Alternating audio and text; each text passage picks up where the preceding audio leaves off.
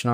তো আমি বক্তিশাস্ত্রীর প্রথম শতকের যে পরীক্ষাগুলো নেওয়া হয় আমাদের বন্ধ বই পরীক্ষা প্রশ্নাবলী থেকে, তো এ থেকে ইম্পর্টেন্ট কয়টা যেটা আমাদের পরীক্ষাতে খুবই গুরুত্বপূর্ণ। তো 1 থেকে 6 পর্যন্ত যত প্রশ্ন উত্তর রয়েছে সেটা নিয়ে আমরা আলোচনা করব।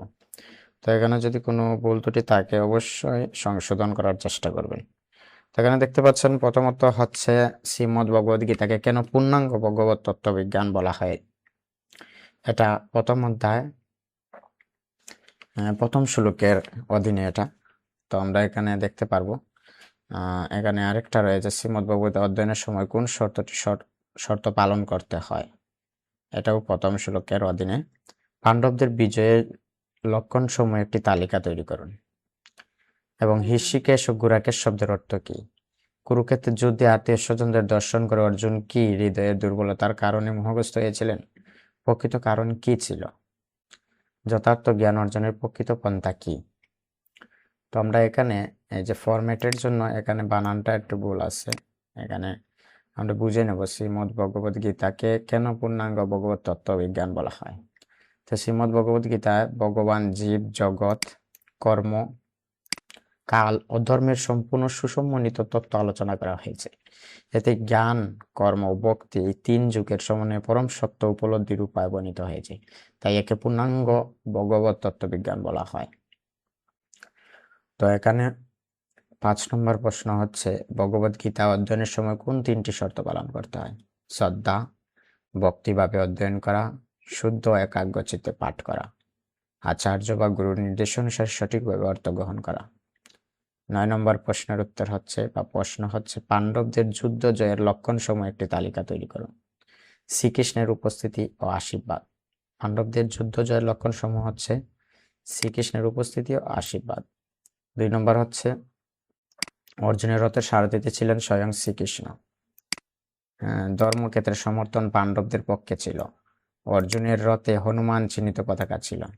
ভীষ্ম, দ্রোণাচার্য প্রমুখ কৌরব পক্ষের নেতাদের নৈতিক দ্বিধা ছিল। ঠিক আছে। কৃষ্ণের উপদেশ ও অর্জুনের মোহ দূর হওয়া, এই কারণগুলোর কারণে পাণ্ডবদের যুদ্ধের জয়ের লক্ষণ সমূহ এখানে উল্লেখ করা হয়। এখানে হৃষিকেশ ও গুরাকেশ শব্দের অর্থ কি? তো হৃষিকেশ ইন্দ্রিয় সমূহের অধীশ্বর ভগবান শ্রীকৃষ্ণ, আর গুরাকেশ হচ্ছেন যিনি ইন্দ্রিয়কে জয় করেছেন, অর্জুন। যিনি নিদ্রাকে জয় করেছেন, যিনি নিদ্রাকে জয় করেছেন তিনি হচ্ছেন অর্জুন, ওনাকে গুরাকেশ বলা হয়। আর হৃষিকেশ হচ্ছেন ইন্দ্রিয় সমূহের অধীশ্বর বা ভগবান শ্রীকৃষ্ণ। কুরুক্ষেত্রের যুদ্ধে আত্মীয় স্বজনদের দর্শন করে অর্জুন কি হৃদয়ের দুর্বলতার কারণে মোহাচ্ছন্ন হয়েছিলেন? প্রকৃত কারণ কি ছিল? হ্যাঁ, অর্জুন যখন আত্মীয় স্বজনদের দেখলেন তখন উনি মোহাচ্ছন্ন হন। অর্জুন কেবল হৃদয়ের দুর্বলতার কারণে মোহাচ্ছন্ন হননি, প্রকৃতপক্ষে তিনি ধর্ম সংকটে পড়েছিলেন। স্বজন বধ, কুল ধর্ম নষ্ট হওয়া, পাপের আশঙ্কা তিনি বিচলিত হয়েছিলেন। উনি কুল ধর্মের কথা চিন্তা করছেন, স্বজন বধের কথা চিন্তা করছেন, পাপের আশঙ্কা তিনি বিচলিত হয়েছিলেন। এই নৈতিক দ্বন্দ্বই তার মোহের মূল কারণ ছিল। যথার্থ জ্ঞান অর্জনের প্রকৃত পন্থা কি? যথার্থ জ্ঞান অর্জনের প্রকৃত পন্থা হলো ভক্তিভাবে গুরুর শরণাপন্ন হয়ে শ্রবণ, মনন, সেবার মাধ্যমে শাস্ত্র অধ্যয়ন করা, বিনয় প্রশ্ন, সেবার দ্বারা আচার্যের নিকট থেকে তত্ত্বজ্ঞান গ্রহণ করাই সত্য জ্ঞানের পথ। তো শ্রবণ করব, তারপর মনন। মনন হচ্ছে চিন্তা করা, যা শ্রবণ করলাম সেটা নিয়ে চিন্তা করা। তো আমরা এখানে প্রথম অধ্যায় সম্পূর্ণ, আমরা দ্বিতীয় অধ্যায়ে দেখতে পারি এখানে প্রশ্ন রয়েছে ধর্ম সংমূঢ় চেতা শব্দ সমষ্টির অর্থ কি? আত্মার উপস্থিতির প্রমাণ কি? তারপর হিংসার যথার্থ উপযোগ রয়েছে, হিংসার যথার্থ উপযোগের একটি উদাহরণ প্রদান করুন। শ্রীকৃষ্ণ কি জন্য অর্জুনকে তার বৃদ্ধ পিতামহ দ্রোণাচার্যের হত্যা করেছিলেন? স্বধর্মের অর্থ কি? দুই ধরনের স্বধর্ম কি কি? তারপর আধ্যাত্মিক পতনের 8টি ধাপ ক্রমান্বয়ে লেখুন। এখানে ধর্ম সংমূঢ় চেতা শব্দ সমষ্টির অর্থ কি? এটা দ্বিতীয় অধ্যায় 7 নম্বর শ্লোক। এখানে বলা হয়েছে ধর্ম সংমূঢ় চেতা অর্থ ধর্ম সম্পর্কে বিভ্রান্ত চিত্ত। অর্জুন কর্তব্য ও অধর্মের মাধ্যমে পার্থক্য নির্ণয় করতে না পেরে মোহাচ্ছন্ন হয়ে পড়েছিলেন। এখানে বলা হয়েছে ধর্ম সংমূঢ় চেতা। শরীরের 6 প্রকার রূপান্তরের তালিকা প্রদান করুন। 6 প্রকার পরিবর্তন কি কি? জন্ম হয় আমাদের, বৃদ্ধি হয়, তারপর আমরা কিছুকালের জন্য স্মৃতি, তারপর প্রজনন হয়, ক্ষয় হয়, তারপর মৃত্যু। হিংসার যথার্থ উপযোগ রয়েছে। হিংসার যথার্থ উপযোগের একটি উদাহরণ প্রদান করুন। ধর্ম রক্ষার্থে বা ন্যায় প্রতিষ্ঠার জন্য সংগঠিত যুদ্ধ ন্যায়সঙ্গত হিংসা, যেমন অধর্ম দমন, ন্যায় প্রতিষ্ঠার জন্য কুরুক্ষেত্রের যুদ্ধ। হিংসাকে যথার্থ উপযোগ করা যায় যখন ধর্ম রক্ষার্থে বা ন্যায় প্রতিষ্ঠার জন্য সংগঠিত যুদ্ধ ন্যায়সঙ্গত হিংসা, যেমন অধর্ম দমন করা, ন্যায় প্রতিষ্ঠার জন্য কুরুক্ষেত্রের যুদ্ধ। এখানে শ্রীকৃষ্ণ কেন অর্জুনকে তার বন্ধু, পিতামহ ও গুরু দ্রোণাচার্যকে হত্যা করতে বলেছিলেন? কেন শ্রীকৃষ্ণ অর্জুনকে তার বন্ধু, পিতামহ? এখানে বলা হয়েছে আত্মা অবিনাশী, অমর, দেহ নশ্বর, ধর্ম রক্ষার্থে কর্তব্যযুদ্ধে অংশ নেওয়া ক্ষত্রিয়ের ধর্ম। যেহেতু অর্জুন ক্ষত্রিয় ধর্ম পালন করছিলেন, তাই দেহগত আসক্তি বা এটা হচ্ছে কর্তব্য কর্ম, দেহগত আসক্তি ত্যাগ করে ন্যায় প্রতিষ্ঠার জন্য যুদ্ধ করতে শ্রীকৃষ্ণ নির্দেশ দেন। যেহেতু ন্যায় প্রতিষ্ঠার জন্য এখানে নির্দেশ দেন। স্বধর্ম অর্থ কি এবং 2 ধরনের স্বধর্ম কি কি? স্বধর্ম অর্থ নিজের স্বাভাবিক বা নির্ধারিত কর্তব্য কর্ম, যেটা জন্মগত হয়ে থাকে অনেক সময়। 2 প্রকার স্বধর্ম, আবার 2 প্রকার হচ্ছে দেহগত, সামাজিক স্বধর্ম, যেমন ক্ষত্রিয়ের যুদ্ধ দেহগত। আধ্যাত্মিক বা নিত্য স্বধর্ম, ভগবানের সেবা করা। ভগবানের সেবা করা হচ্ছে একটা স্বধর্ম। আর দেহগত ধর্মের মাধ্যমে, দেহগত স্বধর্ম হচ্ছে, দেহগত সামাজিক স্বধর্ম হচ্ছে যুদ্ধ করা, যেমন ক্ষত্রিয় হলে যুদ্ধ করতে হবে, এরকম। তো 2 প্রকার স্বধর্ম, দেহগত ও নিত্য স্বধর্ম বা আত্মিক স্বধর্ম। আত্মিক পতনের 8টি ধাপ ক্রমান্বয়ে আমাদের আত্মিক পতন হয়। বিষয় চিন্তা, প্রথমত বিষয় চিন্তা, ক্রাময়েশ, ক্রোধয়েশ, রজগুণ সমদ্ভব, আসক্তি, কাম, ক্রোধ 4টা, মোহ, স্মৃতিভ্রংশ, বুদ্ধিনাশ, সর্বনাশ, এই 8টা হলো আমাদের আধ্যাত্মিক পতন ক্রমান্বয়ে হয়। আর 3য় অধ্যায় হচ্ছে মিথ্যাচার শব্দটির সংজ্ঞা দিন। হ্যাঁ, অন্নাদ ভবন্তি ভূতানি শব্দ সমষ্টির অর্থ কি? আচার্য শব্দের সংজ্ঞা দিন। কেন কৃষ্ণ নির্ধারিত কর্তব্য সম্পূর্ণ করেছিলেন? কামের বাসস্থান কয়টি ও কি কি? তো মিথ্যাচার শব্দটির সংজ্ঞা আমরা এখানে দিতে পারি। মিথ্যাচার অর্থ ভণ্ডামি বা কপট আচরণ। বাইরে ইন্দ্রিয় সংযমের বান করে কিন্তু মনে মনে ভোগবৃত্তি লালন করাকে মিথ্যাচার বলা হয়। মিথ্যাচার শব্দটির অর্থ কপটতা, কপট আচরণ বা ভণ্ডামি, যেটাকে বলা হয়। বাইরে আমাদের ইন্দ্রিয় সংযমের বান করা এবং ভেতরে ভোগবৃত্তি লালন করাকে মিথ্যাচার বলা হয়। অন্নাদ ভবন্তি ভূতানি শব্দটির অর্থ হচ্ছে অন্ন থেকে সমস্ত জীবের উৎপত্তি হয়। অন্ন উৎপন্ন হয় যজ্ঞ থেকে এবং যজ্ঞ নির্ধারিত কর্ম থেকে জন্ম নেয়। আচার্য শব্দের সংজ্ঞা দিন। আচার্য হলেন সেই ব্যক্তি যিনি নিজের শাস্ত্র অনুসারে আচরণ করেন এবং অন্যদের সঠিক পথে প্রদর্শন করেন। কেন কৃষ্ণ নির্ধারিত কর্তব্য সম্পূর্ণ করেছিলেন? ভগবান শ্রীকৃষ্ণের কোনো ব্যক্তিগত কর্তব্য না থাকলেও তিনি মানুষের জন্য আদর্শ স্থাপন ও সমাজ রক্ষা করার উদ্দেশ্যে নির্ধারিত কর্তব্য সম্পাদন করেছিলেন। ভগবান শ্রীকৃষ্ণের কোনো ব্যক্তিগত কর্তব্য না থাকলেও তিনি মানুষের জন্য আদর্শ স্থাপন করা বা সমাজ রক্ষা করার উদ্দেশ্যে নির্ধারিত কর্তব্য সম্পাদন করেছিলেন। কামের বাসস্থান কয়টি ও কি কি? কামের বাসস্থান হচ্ছে ইন্দ্রিয়, মন এবং বুদ্ধি। এই 3টির মাধ্যমে কাম জীবকে প্রভাবিত আচ্ছন্ন করে। তো 4র্থ অধ্যায়ের পরীক্ষা প্রশ্নাবলী হচ্ছে কৃষ্ণ কি কারণে অর্জুনে তার কাছ থেকে গীতা শ্রবণের জন্য যোগ্য মনে করেছিলেন?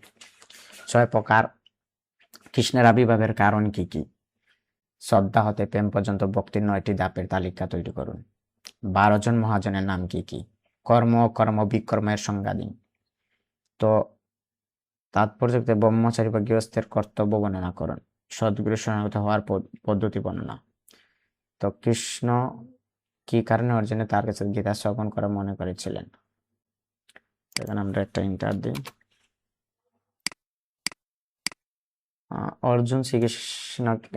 শ্রীকৃষ্ণ অর্জুনকে গীতা শ্রবণের যোগ্য মনে করেছিলেন, কারণ অর্জুন ছিলেন তার ভক্ত। তিনি ছিলেন কৃষ্ণের প্রিয় সখা। তিনি সরল ও সত্যনিষ্ঠ ছিলেন। ধর্ম সংকটে পড়ে আন্তরিকভাবে শরণাগত হয়েছিলেন। এই কারণেই কৃষ্ণ তাকে এই গুপ্ত পরম জ্ঞান দান করেন। কৃষ্ণের আবির্ভাবের কারণ কি কি? সাধুদের পরিত্রাণ করা, হ্যাঁ, দুষ্কৃতিকারীদের বিনাশ করা, সর্বধর্মানাং পরিত্যাজ্য মাম। এখানে বলছে যে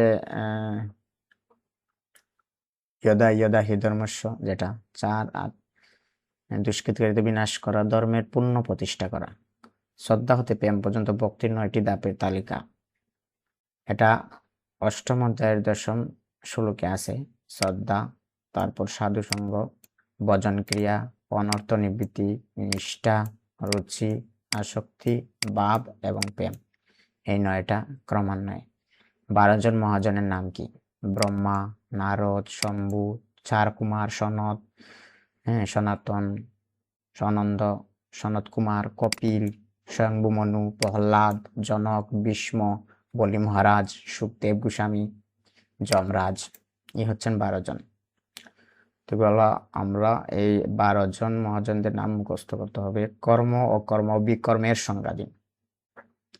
শাস্ত্রবিদ অনুসারে কর্তব্য কাজ কর্ম বলা হয়, আর অকর্ম হচ্ছে কর্মের মাধ্যমে ফলাসক্তিহীন ভাবে ভগবানের উদ্দেশ্যে কাজ করা, যার ফলে কর্মবন্ধন হয় না, তাকে অকর্ম বলা হয়। বিকর্ম হচ্ছে শাস্ত্র বিরোধী পাপমূলক কাজ, যা বন্ধনের কারণ। তো অকর্মকে আবার নিষ্কাম কর্ম বলা যেতে পারে। তপস্যা থেকে ব্রহ্মচারী গৃহস্থের কর্তব্য বর্ণনা করা। ব্রহ্মচারীর কর্তব্য গুরু গৃহে বাস, গুরু সেবা করা, ইন্দ্রিয় সংযম পালন, বেদ অধ্যয়ন, আচার পালন, সরল ও সুচি জীবন যাপন।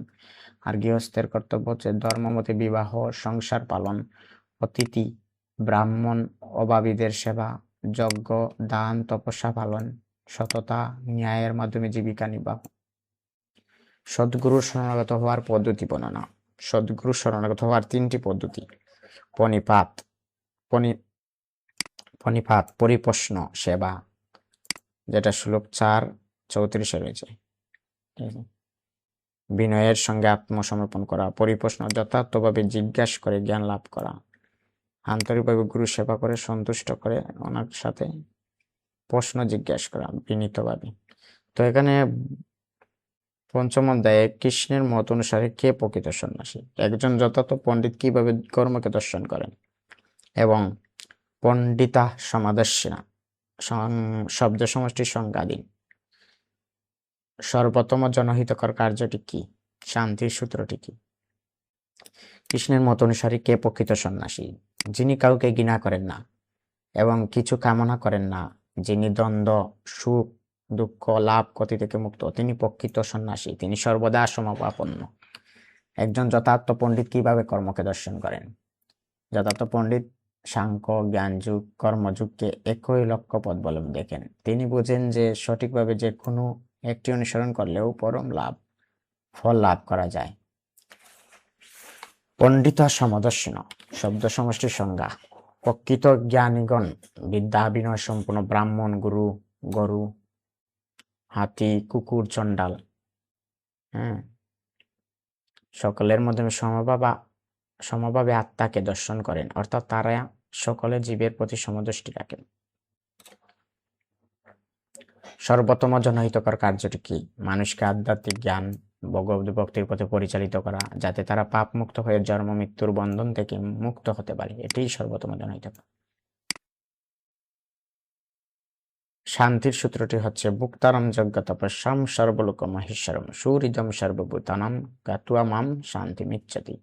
যিনি ভগবানকে সকল যজ্ঞ তপস্যার ভুক্তা, সকল লোকের পরমেশ্বর এবং সকল জীবের পরম সুহৃদ বন্ধু হিসাবে জানেন, তিনি প্রকৃত শান্তি লাভ করেন। লাস্ট অধ্যায় 1ম শতকের। একজন কৃষ্ণবর্ণ ব্যক্তি কিভাবে একই সাথে সন্ন্যাসী ও সুখী হতে পারেন? কখন মন শ্রেষ্ঠ বন্ধু হয়ে ওঠে এবং কখন মন চরম শত্রু হয়ে ওঠে? একাকী শব্দের অর্থ কি? শৌচ দেশে শব্দের অর্থ ব্যাখ্যা করুন। যুক্ত শব্দটির অর্থ কি? প্রত্যাহার শব্দের অর্থ কি?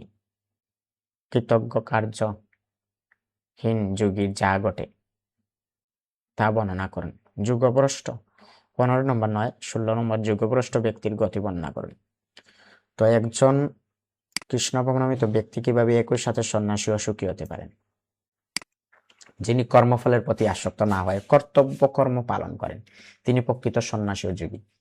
আমাদের কর্ম করে যেতে হবে, কিন্তু ফলের প্রতি আসক্তি করা যাবে না, এটা বোঝানো হয়েছে। বাহ্যিকভাবে কর্ম ত্যাগ করার সন্ন্যাস নয়।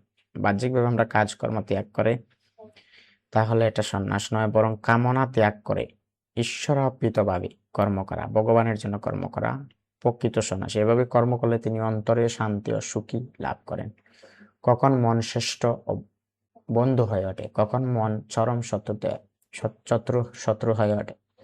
যখন মন সংযত ও ইন্দ্রিয় নিয়ন্ত্রিত থাকে এবং আত্মার অধীন হয়, তখন তা মানুষের শ্রেষ্ঠ বন্ধু। কিন্তু মন যদি অসংযত ও ইন্দ্রিয়াসক্ত হয়, তবে সেটি মানুষের চরম শত্রু হয়ে দাঁড়ায়। সংযত মনকে আমরা বন্ধু বলতে পারি, কিন্তু যেটা অসংযত ইন্দ্রিয়াসক্ত তাকে শত্রু বলা হয়। একাকী শব্দের অর্থ কি? একা বা নিজনে সঙ্গবিহীন ভাবে থাকা। শৌচ দেশের শব্দের অর্থ হবে কেন? শৌচ দেশ মানে পবিত্র স্থান, পরিষ্কার পরিচ্ছন্ন জায়গা। এখানে বোঝানো হয়েছে যে যোগ সাধনার জন্য এমন নির্জন ও সূচি স্থান নির্বাচন করতে হবে যা মনকে স্থির ও একাগ্র করতে সহায়ক। যুক্ত শব্দটির অর্থ কি? যিনি মন ও ইন্দ্রিয় সংযত করে আত্মায় স্থির হয়েছেন, অর্থাৎ একাগ্র চিত্ত সংহত অবস্থায় প্রতিষ্ঠিত। প্রত্যাহার শব্দের অর্থ কি? ইন্দ্রিয় সমূহকে বিষয়বস্তু থেকে ফিরিয়ে এনে অন্যমুখী করা। আমাদের ইন্দ্রিয় সমূহকে যখন আমরা বিষয়বস্তু থেকে ফিরিয়ে এনে অন্তর্মুখী করা, ধীরে ধীরে মনকে আত্মায় স্থির করা, আত্মজ্ঞানে স্থির করা। যুগভ্রষ্ট ব্যক্তির গতি কি? যুগভ্রষ্ট ব্যক্তি নষ্ট হন না, তিনি ধনী গৃহে, পরবর্তীতে ধনী গৃহে বা বৈষ্ণব বা ব্রাহ্মণের গৃহে জন্মগ্রহণ করেন। হ্যাঁ, এখানে সুন্দরভাবে লেখা নেই, এখানে গীতাতে রয়েছে পরিবার বা যোগীদের, এখানে ষষ্ঠ অধ্যায় 41 থেকে 42 নম্বর শ্লোকে রয়েছে যোগীদের পরিবারে জন্মগ্রহণ করেন। পূর্বজন্মের সাধনার প্রভাবে তিনি পুনরায় যোগ সাধনায় পবিত্র হয়ে শেষ পর্যন্ত সিদ্ধি লাভ করেন। তো যেখান থেকে উনি শেষ করেছেন, পরবর্তীতে সেখান থেকে শুরু করে পরবর্তীতে তিনি সিদ্ধি লাভ করেন। তো এই হচ্ছে আমাদের গীতার প্রথম 6টা অধ্যায়, প্রথম শতক যেটাকে বলা হয়, এটার ভক্তিশাস্ত্রীতে প্রশ্ন উত্তরগুলো আলোচনা। ধন্যবাদ সবাইকে। হরে কৃষ্ণ।